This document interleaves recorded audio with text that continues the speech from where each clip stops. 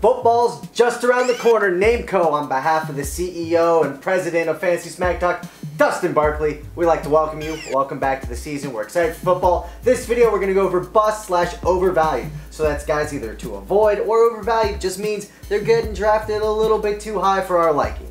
So Dustin, president, please hit him up with the first one. First guy I want to talk about is Mr. Vernon Davis. Everyone's going to remember what he did in the playoffs. The guy was amazing, and the guy is a really good tight end, but the 49ers like to mix it up and don't necessarily use him the same way in every single game. Case in point, Brent, guess how many catches he had in the last 6 weeks of the season last year? 37. 6. 6 catches in the last 6 weeks. And then he just blows up in the playoffs. That's not the type of tight end I want. I want to have at least some type of consistency. Vernon Davis, don't just remember what he did in the playoffs. Not at all. All right, here's a tight end that's not good at football, and that's Martellus Bennett. But every year, everyone thinks that he's going to a new team, he's going to be great. He only averaged 39 yards a game last year with the Giants. He's on Chicago now. We don't see that improving too much. Get off the fact that he was on Hard Knocks. Who cares? That was a long time ago. He ain't good at football. Next guy, Ben Jarvis Green Ellis. This guy is just, in my opinion, a very boring pick heading into this year with Bernard going to be there taking touches away from him. You know, the Bengals really didn't have anyone there last year to take away touches from BGE. He got pretty much all the touches that were available. He had a solid year, over 1,200 total yards, but that's not going to happen again this year. As long as Bernard stays healthy, he will eventually take over that role. That's why they drafted him. BGE, unless he slips really far and you're just looking for a guy that can maybe get you 10 points a week at best. How do you not call him the law firm? It's just the law. It's amazing to me. BGE. It's one of the best nicknames ever, though. We gotta get him in. All right, here's another running back, and some people be easy there, but that's Darren McFadden. If you owned him, you're gonna think it's only because of the injuries, but there's a lot of other reasons. Here's some stats, though. I'll try to be quick.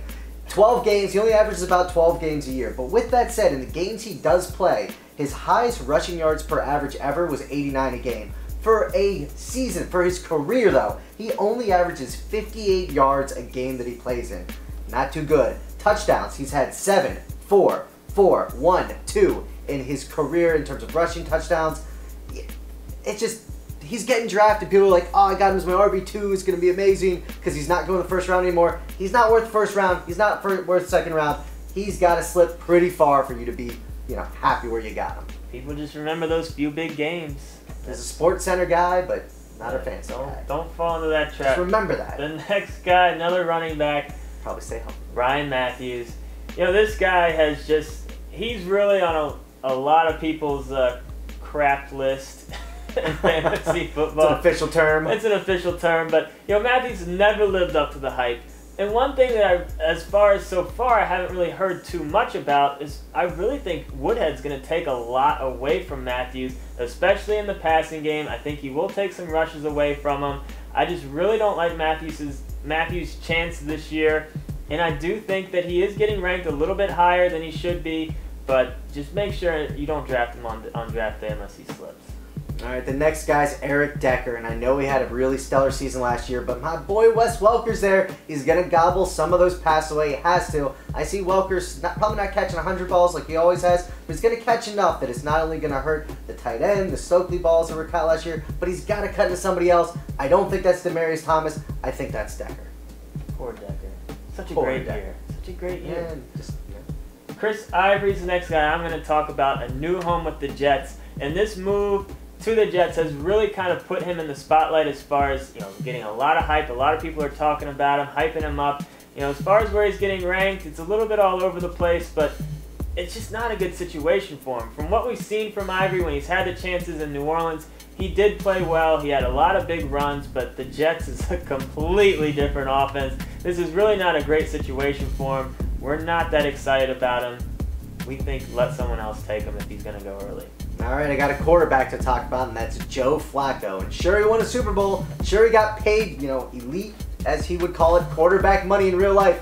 But guess what? He is not an elite fantasy quarterback. He's lost some weapons out there. Bolden's gone now. We do like Pitta, sort of. But with that said, he's going to get overdrafted because he was all in the news, all in Sports Center. If you're in one of those kind of novice leagues, expect him to go way too early. He's untouchable in a one quarterback league. Let's just put it that way. untouchable. Oh no, a 10-team league? Why are you drafting Joe Flacco? Last guy I'm going to talk about, I might get a little bit of crap for this one, but Tavon Austin. You know, this guy, again, is going to get a ton of hype coming into the season. But, again, he just didn't land in that good of a situation. The Rams' offense is a mess. They have a lot of decent young talent, but you look at running back, no proven talent there. You look at receiver, really no proven talent there. Bradford has made some steps in the right direction, but we want to see him in a better situation to use a good draft pick on a rookie wide receiver. But that being said, it does sound like they're going to kind of use some gadget plays on him, find a way to get the ball in his hand, kind of like Percy Harvin. So the potential's still there. Just make sure he slips. Last guy I'm talking about is just not good at football, and that's Santonio Holmes. I don't really need to do any analysis. He's just not good. It's the Jets. He hasn't been good since he's been on the Jets. He's been a drama, head case. Just stay clear. I don't understand why this guy's still going as a wide receiver 3 on most teams. Just don't draft him. Not worth it. Not worth it. Name over here, Dustin over here again. We don't think all these guys are going to have bad seasons. We just think they're going a little bit too early, maybe getting a little bit too much hype for our liking.